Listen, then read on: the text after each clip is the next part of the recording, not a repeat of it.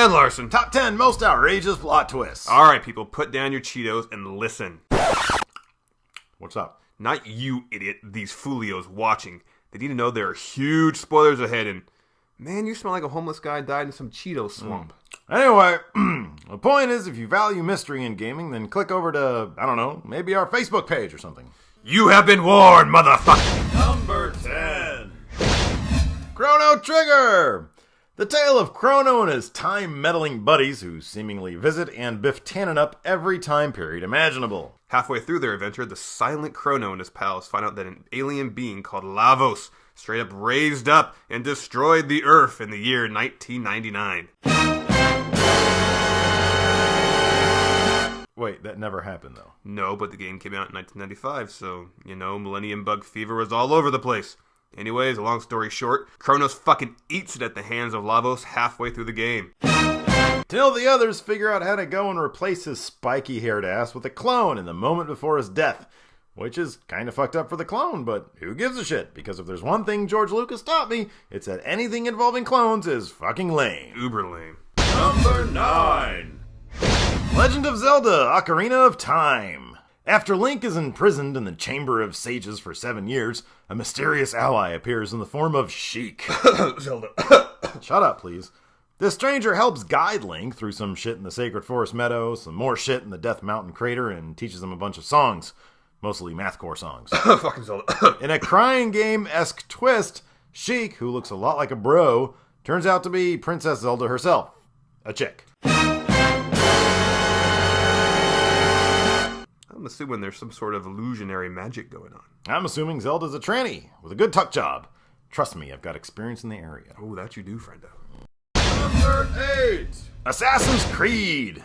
So we all know the Assassin's Creed franchise isn't actually set back in the ye olden times, right? Right. It's more or less set in the modern day, as some friendo named Desmond Miles is reliving his ancestors' key memories, trying to find ancient relics known as the Pieces of Eden, all through his contraption called the Anus. Animus. Manimal. But, in a twist befitting that last shitty Indiana Jones movie, in Assassin's Creed 2, when Desmond as ancestor Ezio obtained 2 of the relics, it turns out the relics Desmond is searching for originated with a group of human-like aliens that invented humans, maybe to be their slaves.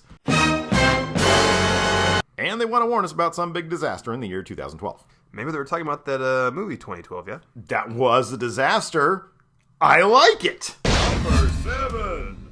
Silent Hill 2. Ah, escapist fantasy at its best. Huh? This is Silent Hill, not Epic Mickey, fool. This is dark, brooding, super creepy thriller stuff here. Says you, friendo. After getting a letter from his dead wifey, protagonist James Sunderland hits up Silent Jonah Hill for some Vegas-type fun, only to find, well, it's not so money, baby.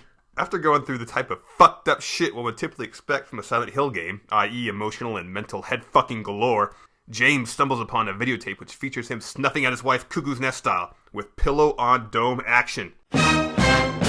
So it turns out the whole thing is a guilt trip for playing Dr. Death to his dying wifo. Oh, so that's where the escapist fantasy comes in. That's right. I like it! Number 6. Halo Combat Evolved. So the Juggernaut franchise began back in the fall of 2001 and posed the question, just what the hell is a Halo? Well, it's an artificial planet type dealie that's shaped like a giant Duke chute. Okay, well yeah, so I guess the question actually was, what's the purpose of this enormous floating butthole in space? The answer? Destructioneering! So apparently the Scumbag Covenant had accidentally released the parasitic flood, and Halo's defense systems were designed to exterminate the flood, along with all sentient life in the galaxy. The Covenant viewed the Halo activation as the beginning of a spiritual journey, but Master Chief saw it as something along the lines of fire bad! So they trashed it and left the Covenant with the bill. 9 years later, Ben Stiller is set to star as Master Chief in the big screen adaptation. Okay, that's not so much a plot twist as a blatant lie, Larson. You're a liar! Number 5. BioShock! Would you kindly pass me that sandwich, Steve-O? Well, it was my sandwich, but sure, friendo. Now would you kindly lick your own butthole? That's utterly disgusting, but sure. Hey, wait! Gotcha! So what Larson learned from BioShock is that none of us really have control over our lives, especially if your name is Surface Dweller Jack, who came down to Rapture and hooked up with Atlas, who we all thought was his guide. But was really controlling Jack/player with the mind-controlled trigger phrase, would you kindly? Now would you kindly give my sandwich back and kindly choke on a bag of dicks? Why, yes, I would. Number 4. Metal Gear Solid 2! Okay, let's see here. Whew. Big list to get through here. Ocelot betrays Sergei Gorlakovich and kills him. Ocelot's fancy new hand used to be Liquid Snake's. Subsequently, Liquid kind of possesses him, which reminds me of that terrible movie that one time, let's see. Oh, there's a cyborg ninja named Mr. X, but it's really Olga Golvinovich. There's a new Metal Gear being worked on. Ocelot comes out of the closet, tries to get sexual reorientation, but Snake tells him, hey, just be yourself and explore your newfound gay side. Oh yeah, Solid Snake gets love letters from Steve saying he wants to play with his hair and his dong. Also, it turns out that Larson's mom is the new Metal Gear, so there's that. Take that back! Oh, and also, the Sons of Liberty have been dead for 100 years. It's all a virtual reality thing. The whole game. Kinda. Number 3. Star Wars, Knights of the Old Republic. At the jump, gamers wake up aboard a dirty rebel ship with no memory. They must piece together bits and pieces throughout the game, filling in holes like Han filled in Leia. Or like Luke always wanted to. Turns out Homie is actually a Sith Lord.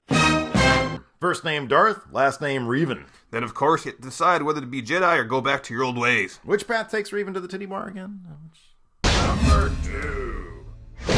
Metroid! So, Metroid was a pretty big mind-blower back in the day. A sci-fi epic that combined the side-scrolling fun of Mario with the head-twisting puzzles of Zelda.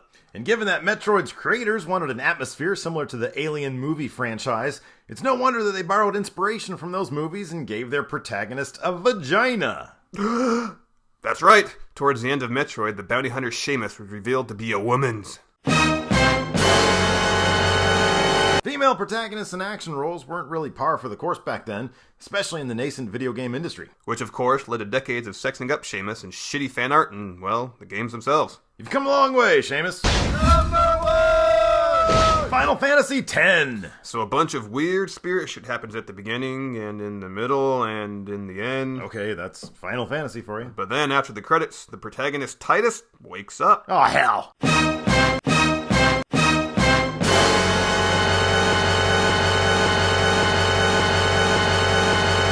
It's the Bobby Ewing thing again. Yep, motherfucker was dreaming.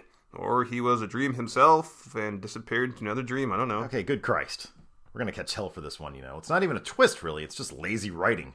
It's not like, hey Mario, the princess is in another castle. Or Vader's your dad, Luke. It was Fredo, Michael. He's dead, you little dead people-seen bastard. It's a dude from the Crying Game. And don't forget to friendo us on the Facebooks at facebook.com/Steve and Larson. Also, twitter.com/Steve and Larson. Also, be sure to check out the Inside Gaming Awards, streaming live December 10th starting at 4 p.m. Pacific Standard Time. All your fave Machinima hosts will be on hand to present awards, interview the winners, and interact with those watching online. Ed Norton's just playing pretend, Richard Gere. The dude in the room is Jigsaw, Carrie Elwes. You are Brad Pitt, Ed Norton. The Sideways versus Purgatory, Jack and the other people on Lost. Rosebud is a sled. Charles Foster Kane.